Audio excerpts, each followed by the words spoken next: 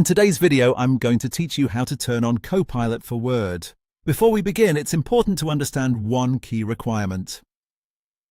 Copilot in Microsoft Word is a premium AI feature, and it only appears if your Microsoft account has a qualifying Microsoft 365 subscription.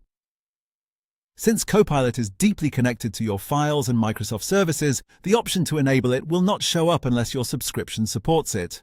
So if you open Word and don't see any Copilot settings, that usually means the feature is not available on your current plan. With that in mind, go ahead and open Microsoft Word. Once Word is open, look to the top left corner of the window and click on File. This will open the main File menu where Word keeps many of its settings and account-related options. From there, find and click Options. This will open the Word Options window, which is where you can manage many of the app's features and preferences. At this point, you may notice that there is no Copilot section listed in the menu on the left side. If that happens, it simply confirms that your current subscription does not include access to Copilot, so there is nothing else to turn on from within Word itself. However, if you do have the correct subscription, the process is very simple.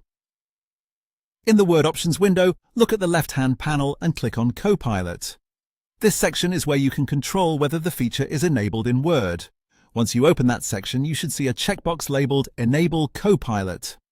Tick that checkbox to turn the feature on. This tells Word that you want Copilot available inside the app.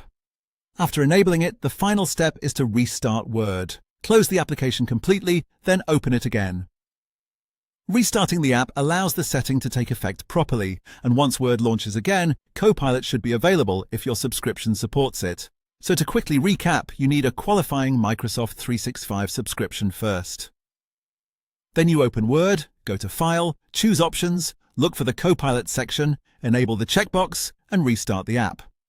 If you don't see the Copilot option at all, the most likely reason is that your subscription doesn't include the feature. And that's it. That's how to turn on Copilot for Word.